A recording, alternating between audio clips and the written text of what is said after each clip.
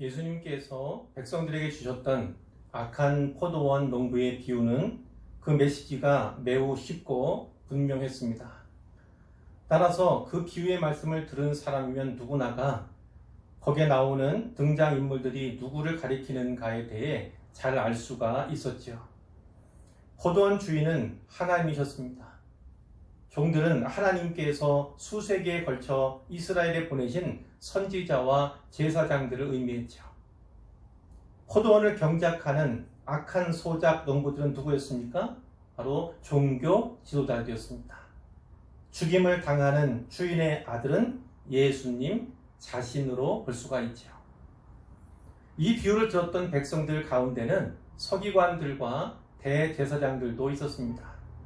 그런 예수님께서 이 비유를 통해서 자기들을 조롱하고 정죄하고 계신다는 사실을 잘 알았습니다.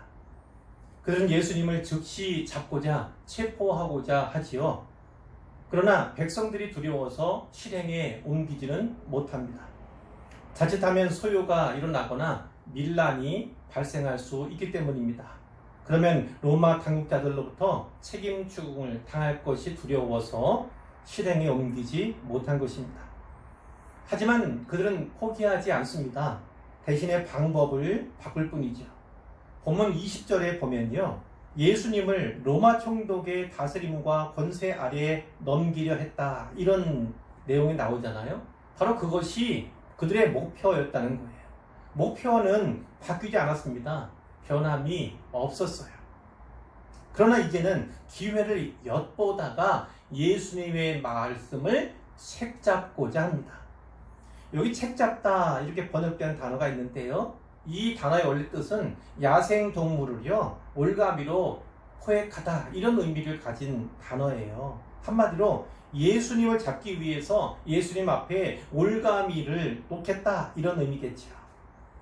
종교 지도자들이 정탐꾼을 예수님께 보냅니다. 이 정탐꾼, 이 정탐들, 그러면 간첩을 생각하시면 돼요. 간첩이 하는 일, 그 일을 하게 하는 것이죠. 정탐들은 스스로가 의인인 채 합니다. 겉으로 의인인 채 함으로써 자신들의 목적을 숨겼다, 이런 의미로 받을 수가 있습니다. 그들은 예수님께 아양을 떨어요. 21절에 보면 선생님이여 우리가 아노니 당신은 바로 말씀하시고 가르치시며 말씀과 가르침이 바르다는 거죠. 사람을 외모로 취하지 아니하시고 사람을 외모로 취하지 아니하는 분은 하나님이세요. 자, 그리고 오직 진리로서 하나님의 도를 가르치시나이다, 이렇게 얘기를 합니다. 이들이 한 말 토막토막 내보면요 거짓이 없어요. 사실을 말하고 있습니다. 틀림이 없습니다. 하지만 그들의 말이 진실은 아니었어요. 진심을 담아서 한 말씀은 아니었다. 드린 말씀은 아니었다는 것입니다. 단지 아부성 발언으로 예수님을 방심케 하려는 의도로 이렇게 이야기한 것뿐이에요. 그들이 정작 말하고자 했던 건 이겁니다. 22절에 있죠. 우리가 가이사에게 세를 바치는 것이 옳으니까 옳지 않으니까 이것을 여쭙고자 했던 거예요. 여러분, 예수님은요 지금 진퇴양난의 위기에 빠진 거예요. 옳다고 말해도 안 되고 또 옳지 않다고 말할 수도 없는 거예요. 옳다고 말할 수도 없고 옳지 않다 그렇게 말해도 안 되는 상황이었던 것입니다. 만약 예수님께서 가이사 로마 황제에게 세를 바치는 것이 옳다, 합당하다 이렇게 말씀을 하신다면 백성들은 실망해서 예수님께 등을 돌리고 말 거라고요. 단지 등을 돌리는 것만 아니라 예수님을 마치 반역자인 것 같이 이렇게 취급할 것이 분명합니다. 반대로 만약 예수님께서 유대인이 로마에 세금을 바치는 일, 그 일은 옳지 않다 이렇게 말씀을 하시면 종교 지도자들이 득달같이 가겠죠. 누구에게요? 로마 총독에게요. 로마 당국자들에게 예수님을 선동죄를 짓는, 역적질을 하는 그런 죄인으로 고발할 것이 뻔한 거예요. 그러니까 종교 지도자들은요, 아마 이 질문을 던져놓고 쾌대를 불렀겠지요. 저가 드디어 완벽한 함정에 빠졌다. 드디어 올가미의 덫에 걸려들었다. 이렇게 여겼을 것입니다. 그 순간 예수님을 둘러싸고 있는 군중들 사이에서는요, 잠시 밀도 높은 적막감, 팽팽한 긴장감이 흘렀을 거예요. 드디어 예수님께서 입을 여시는데요. 성경은 예수께서 그 관계를 아시고 이르셨다 이렇게 기록하고 있습니다. 예수님께서는 그들의 관계를, 그들의 꾀를요, 그들의 속내를요 이미 다 알고 계셨어요. 간파하고 계셨습니다. 그리고 이렇게 말씀하세요. 주위에 있던 누군가에게 데나리온 하나를 내게 보이라 이렇게 부탁을 하십니다. 데나리온은 은전이에요. 은전. 이 은전 한 개의 가치는 보통 일반 노동자의 하루 품삯입니다. 하루 품삯되는 정도의 돈 가치를 가진 은전이죠. 예수님께서는 그 한 데나리온 은전 한 개를 받아서 손에 드신 채로 사람들에게 물으셨어요. 누구의 형상과 글이 여기에 있느냐 이렇게 물으셨죠. 사람들이 다 압니다. 예수님이 아셨던 것처럼 일제히 대답하죠. 가이사의 것입니다. 거기에는 가이사의 초상이, 형상이 있고 그리고 그와 관계된 글귀가 적혀 있었어요. 그 은전에는요, 로마 황제의 초상이 그려져 있었어요. 연대기로 보아서 로마 황제 티베리우스였을 가능성이 높습니다. 그가 주 14년부터 37년까지 로마 황제로 있었거든요. 그 은전에는 황제의 초상만 아니라 가이사를요, 신의 대제사장 이렇게 일컫는, 찬양하고 칭송하는 내용도 들어있었어요. 그것은 곧 로마 황제를요, 신과 같이 숭상하는 것, 그것을 의미하는 것입니다.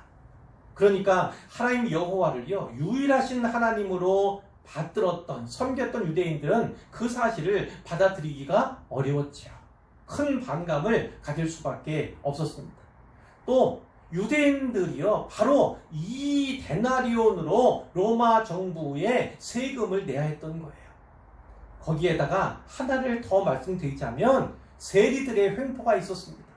같은 동족이지만 로마 정부를 위해 세금을 걷어서 보내는 일, 그것을 세리들이 했지 않습니까? 그 세리들이 세금을 더 많이 부과해서 보내고 난 나머지 것을 자기 주머니에 착복했던 거예요. 이런 일이 비일비재하게 일어났습니다. 아주 많았다는 거죠. 형편이 이러니까요, 로마의 세금을 납부하는 것이 옳은가 옳지 않은가 하는 이 문제가 매우 중요했던 거예요. 예수님은 25절에서 이렇게 말씀하십니다. 그런즉 가이사의 것은 가이사에게, 하나님의 것은 하나님께 바치라. 일반적으로 말할 때요, 어떤 화폐가 어느 지역에서 통용된다, 이 말은 그 지역이 그 화폐를 만든, 그 화폐를 주조한 국가에 속해 있거나 그 국가의 영향력 아래 있음을 의미합니다. 또 마찬가지로 그 화폐를 소유하고 사용하는 것은요, 그가 그 화폐를 만든 국가의 일원임을 뜻하기도 하지요. 때문에 가이사, 로마 황제에게 세금을 내는 행위는요, 세금을 내는 자가 원하든 원치 않든 간에 그가 로마 제국에 속하여 있음을 인정하는 것과 같은 것입니다. 하지만 로마 황제에게 데나리온이라는 은전으로 세금을 낸다고 해서 그 은전에 새겨진 이른바 황제의 신성에 관한 그 글귀, 그 메시지에 동조하는 것, 그들의 주장에 동조하는 것은 절대 아님을 또한 기억할 필요가 있죠. 당시 유대인들이 로마 제국의 지배하에 있었잖아요. 가이사는 로마 제국의 황제였습니다. 그러므로 제국 백성들 가운데 일부였던 이 유대인들이 세금을 내는 것, 유대인들에게 세금을 부과하는 것, 그것은 황제의 권리다, 이렇게도 볼 수가 있는 거예요. 그렇기 때문에 가이사의 것은 가이사에게 바치라, 이렇게 말씀하신 예수님의 말씀에는 오류가 없는 것이죠. 그러나 예수님께서는요, 한 가지를 더 말씀하셨어요. 하나님의 것은 하나님께 바치라. 하나님의 것은 하나님께 바치라. 사실 이 말씀을 많이 듣고 읽으면서도 이 뒷부분의 말씀을 간과할 때가 많이 있었던 것 같아요. 멋진 말씀이네? 당연하지? 이런 정도로 받을 때가 없지 않았던 것 같습니다. 그런데 이번에는 제가 설교 제목을 하나님의 것은 하나님께 이렇게 정했잖아요. 이 부분을 아무런 묵상 없이 넘어갈 때가 많았다, 이런 생각 때문에 제가 이렇게 제목을 정한 것입니다. 예수님께서는 유대인 청중들에게 이렇게 말씀하는 거예요. 데나리온 은전에 가이사의 초상이 있는 것처럼, 가이사의 형상이 있는 것처럼 너희 각 사람에겐 하나님의 초상이, 하나님의 형상이 있다는 겁니다. 가이사가 로마 제국의 주인이자 통치자이므로 너희가 그에게 가이사의 것, 즉 세금을 내는 것과 같이 내 영혼의 주인이시고 내 인생을 주관하신 하나님께도 하나님의 것을 드림이 마땅하다, 이런 메시지로 받을 수 있다는 거예요. 26절에 보니까 그들이 백성 앞에서 예수님의 말을 능히 책잡지 못했다라는 것이죠.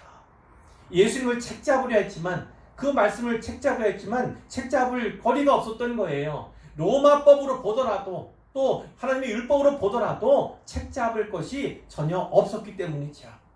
그의 대답을 놀랍게 여겨 침묵하니라, 이것이 마지막 문장인데요.